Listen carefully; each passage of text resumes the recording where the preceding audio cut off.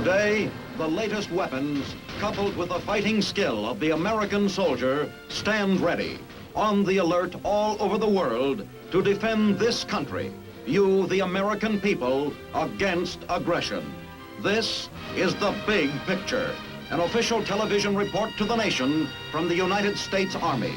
Now, to show you part of the big picture, here is Sergeant Stuart Queen. History has put to our generation a great challenge.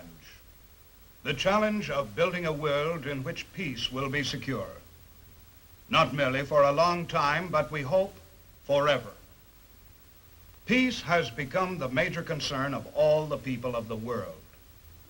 The price of peace in this atomic era is strength and constant readiness to defend ourselves and our homes from any aggression. A single blow can today destroy the mightiest nation if the blow is allowed to fall.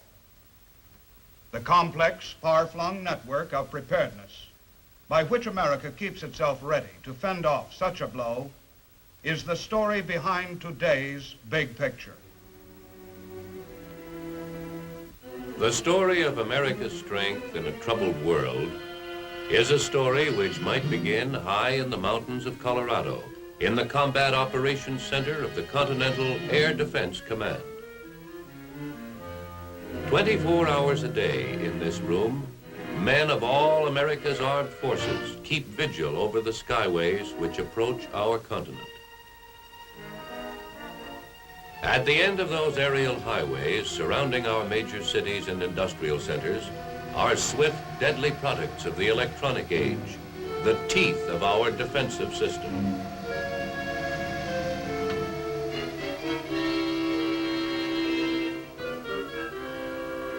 The Army's Nike-guided missiles and the fighter interceptors of the Air Force are ready instantly to repulse any attack directed at our shores.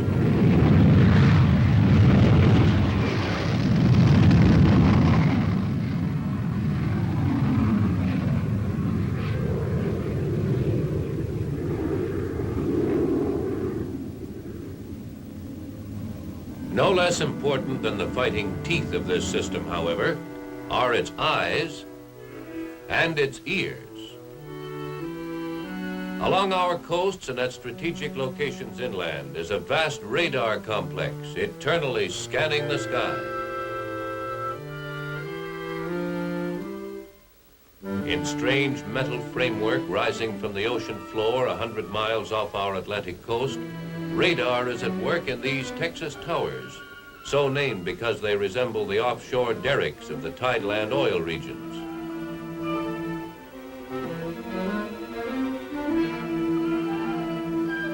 Radar defenses are carried still farther out to sea aboard radar picket ships of the Navy.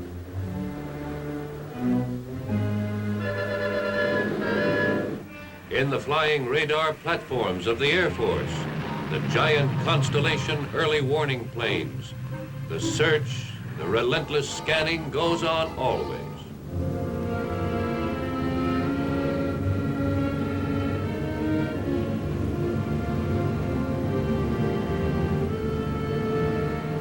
In cities and towns throughout America, volunteers of the Ground Observer Corps supplement the radar system by tireless observation of the skies overhead. And beyond the United States, far to the north, stretches the latest link in this gigantic network of sight and sound, the remote radar stations of the distant early warning system, which we call the Dew Line. To erect these stations in regions few men had ever seen a short decade ago was itself an achievement of great proportions. To man them, to keep them operating, to bring in adequate food, clothing, and equipment is another gigantic task and a continuous one. The job of carrying supplies and equipment to those remote Arctic stations belongs to the Army Transportation Corps. These men of the 589th Transportation Company at Fort Eustis, Virginia, after weeks of training during the spring and early summer, are about to commence an arduous Arctic journey for which their training has been a step-for-step rehearsal. 589th Arctic voyage begins with a nighttime trip to Fort Eustis's third port. Here they will board landing craft which will carry them to larger ships in the harbor.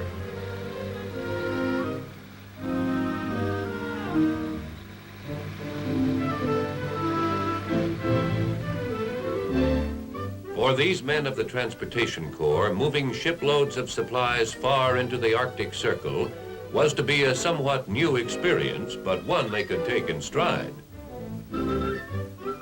Their pre-dawn rising ends with an early morning trip down the St. James River.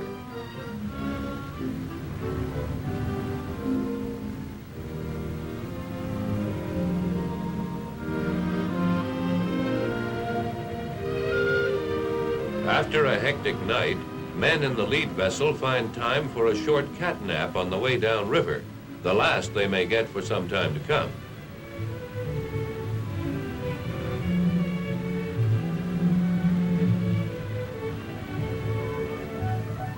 Back at the third port docks, a steady stream of men and equipment enters the landing craft for a trip downriver to the harbor.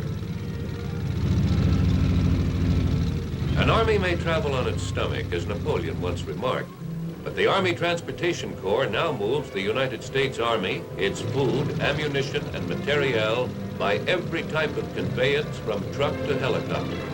The Transportation Corps this year celebrates its 15th anniversary as a permanent branch of the Army. Fully loaded, the LCMs and the LCUs head out for sea. Their ultimate destination is the USS Shadwell, waiting in the harbor. The Shadwell is a type of vessel known as a landing ship dock and promises to be something of an experience for those who have never seen one.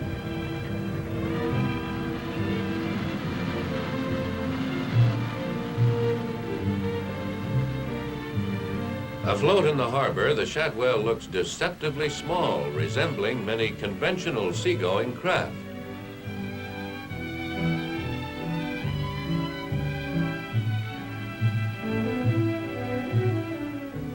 As the landing boats move under their own power straight into the Shadwell's interior, the big ship begins to display her true girth and some of her unique qualities.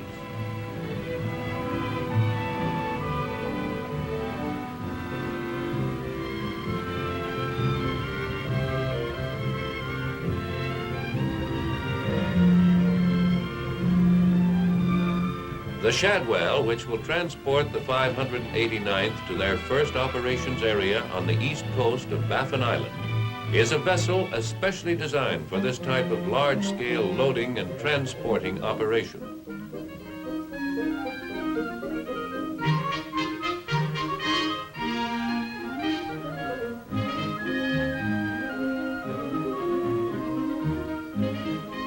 Men can board with their equipment clean and dry regardless of the weather outside.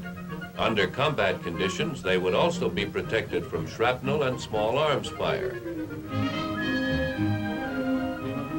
Like some kind of legendary giant whale, she opens her gaping maw and takes into her vast interior whole boatloads of men and equipment to disgorge them later on the other side of an ocean. As her official designation implies, she is both a ship and a dock. Operations performed with such a vessel are at once fast, efficient, and safe. In the choppy ice-filled waters of the Arctic Circle, the Shadwell will provide a warm, snug haven to the men ferrying equipment and supplies to the shore.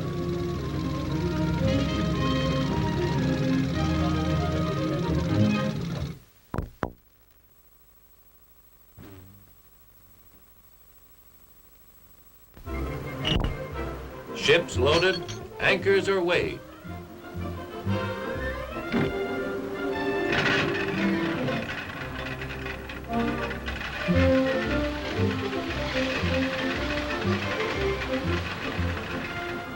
The Shadwell, in company with sister ships, oil tankers, and escort vessels, sets out for points north in a scene reminiscent of wartime convoys. About this time also on the west coast, the reef knot The Jumper Hitch and other vessels are forming a second convoy which will set out from Seattle, Washington with supplies and equipment for the Alaskan end of the continental radar chain to the north.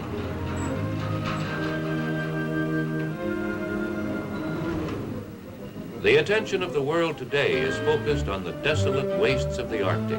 We know it now as a strategic nerve center, a bleak wilderness which is one of our major defense outposts. Throughout the foreseeable future, men like these will be making the long trek north with food and material. From Seattle and from Eustis, Virginia, a large contingent of soldiers demonstrating that the Army, too, goes down to the sea in ships.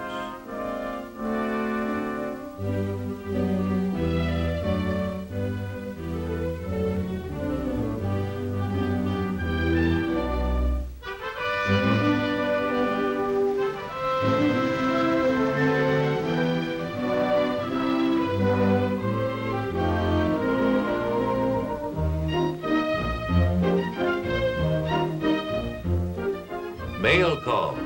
Following a brief stop off Newfoundland, the Shadwell's only port of call en route to Baffin Island. Time to read, catch up on your rest, stock up on good warm food. All the advantages of what the travel posters describe as a salubrious sea voyage.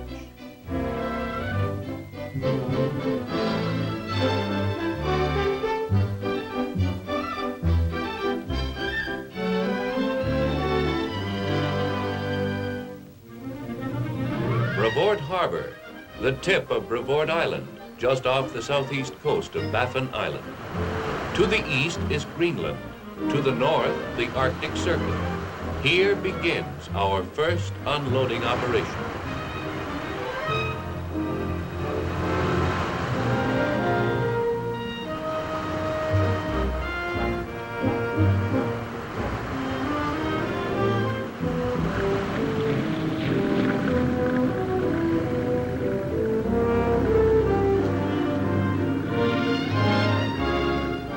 Brevoort is one of the newest of the Dew-Line radar sites, still under construction at the time of the Shadwell's arrival.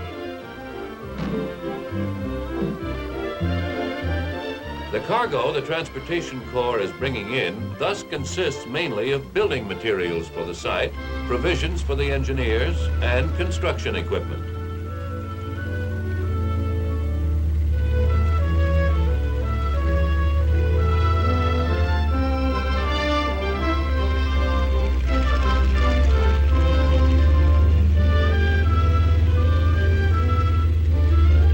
We are still south of the Arctic Circle, but not much. These are Arctic conditions, and a well-insulated tent can make the difference between a sound night's sleep and 8 hours of shivering cold.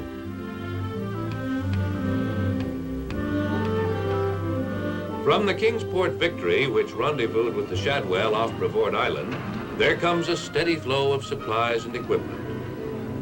Crates of food and material, and a mountain of drums of fuel oil and gasoline to run equipment and warm its operators through the long winter ahead.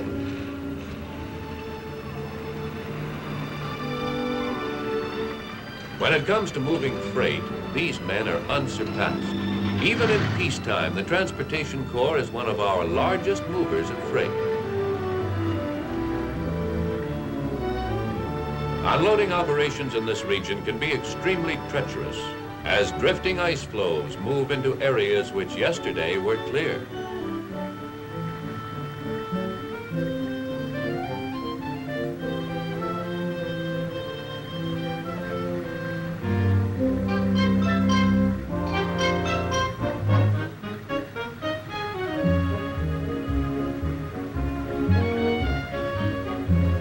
An average year may see the Corps transporting 18 million tons of freight to or from some overseas area. All this is in addition to some 20 million long tons of freight moved within the United States itself.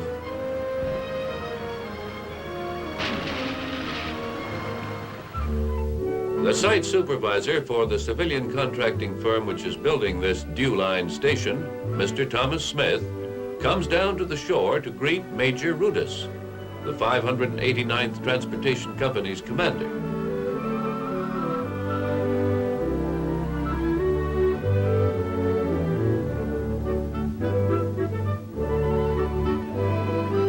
Through every kind of weather, from the moment of their arrival at Brevoort on July 26th until departure time, August 14th, men of the Corps will be moving supplies and equipment ashore during each daylight hour.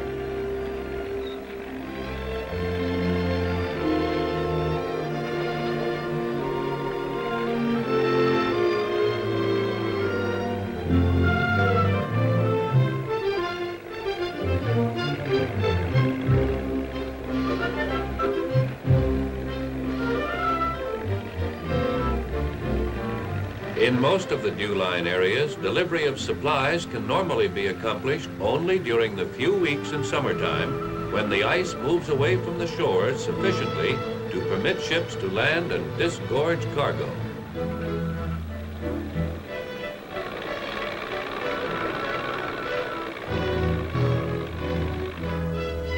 When these ships leave, the men who remain must survive on the stockpile of supplies which are left behind.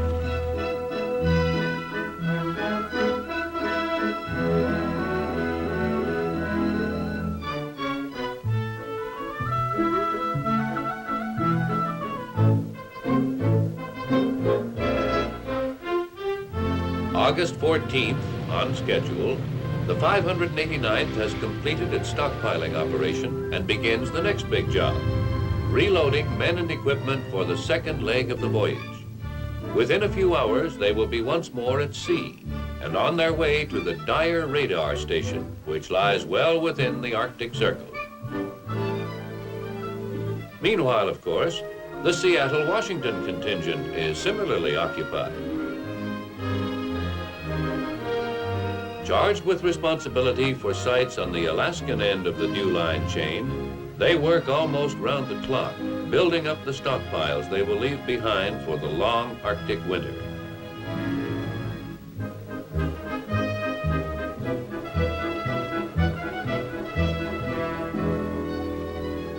The polar ice pack pulls away from Alaskan shores only during the midsummer.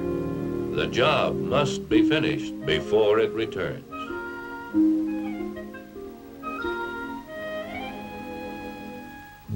These scenes are being repeated all across the northern latitudes of our continent, and so they will be for many years to come. To the east, the convoy carrying the 589th and their companion units is nearing the Arctic Circle. Crews of the USS Shadwell and the icebreaker East Wind exchange maps and navigational information as they near the frequently treacherous waters of the Arctic.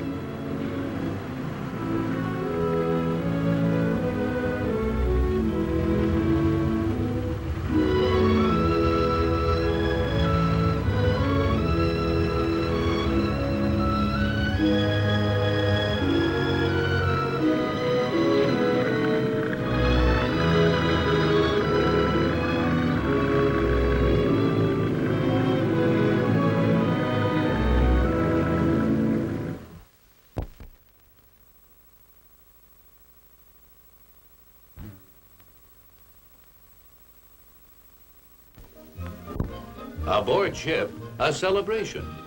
New recruits for the Royal Society of Blue Noses, that select fraternity of men who have crossed the Arctic Circle.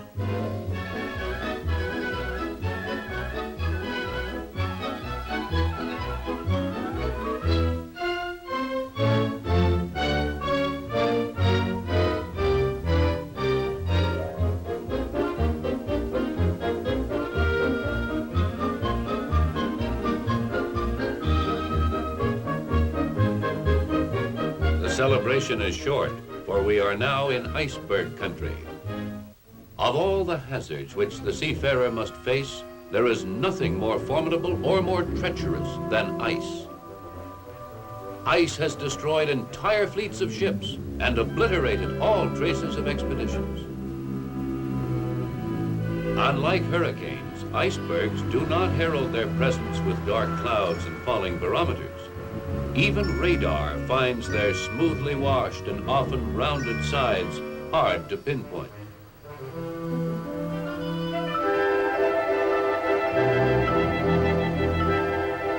The icebreaker East Wind, a Coast Guard escort vessel, breaks a path through 30 miles of scattered ice floes which lie between the Shadwell and her destination.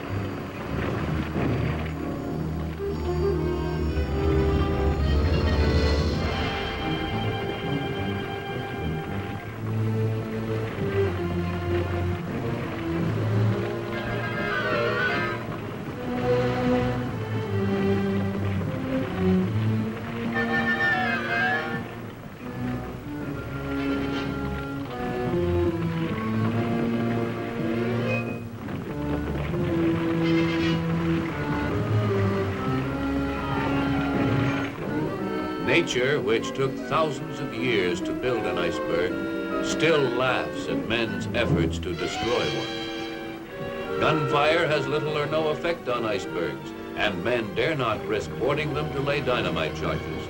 But when they are already in their final stages and rotten with slush, a strong-hulled vessel may break them into pieces and hasten their destruction.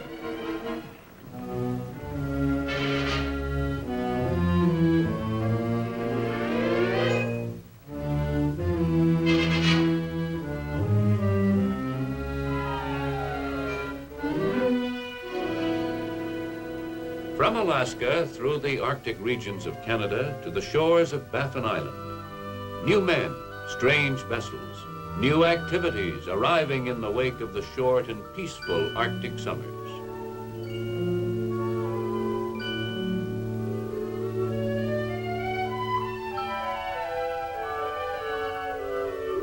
What changes this will bring to the ancient pattern of life in these regions, no man can say. One thing, however, seems clear. Here is tangible, visible evidence of a shrinking globe, of a world contracting in size. What was once a rare occasion, the arrival of a stranger, is now a common event. 20th century civilization, with its complexity, its strife, and its promise for the future, has come to the frozen north. The dew-lined sites which these Transportation Corps units are supplying belong to the northernmost phase of America's detection system. To the south are other radar chains, in Canada and along the Canadian border. Two countries working together to provide their own long-range defense, an unparalleled example of harmonious cooperation between sovereign nations.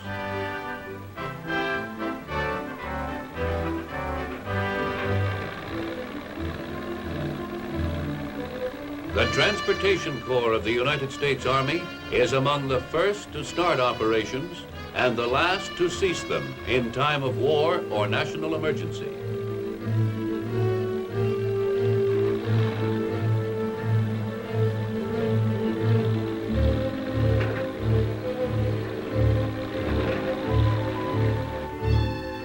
Wherever American troops and supplies must go, the Transportation Corps will take them.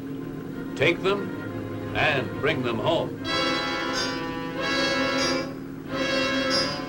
Experts in moving mountains of materiel and millions of men, the Corps can look upon its new duties in the far north as merely one more interesting assignment.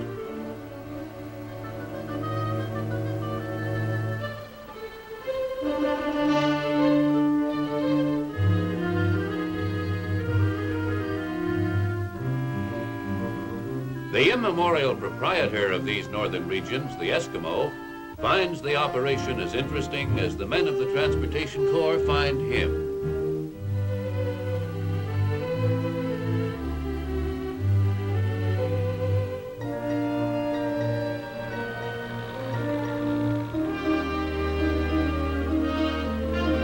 The corpsmen, who are not Eskimos, bring their own customs with them. One of these is hot coffee on a cold day. In the era of intercontinental airplanes, the polar ice cap, once a barrier, has become an open highway.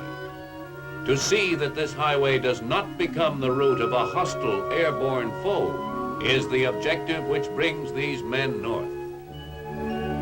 Thanks to Operation Dewline, remote regions of the Arctic have seen more visitors in a single summer than all their previous history. Visitors who may soon turn toward their homes in the south, rich with new experience. Rich, too, in the knowledge that thanks to their summer's work, sentinels will be on guard in the frozen north throughout the long Arctic night ahead.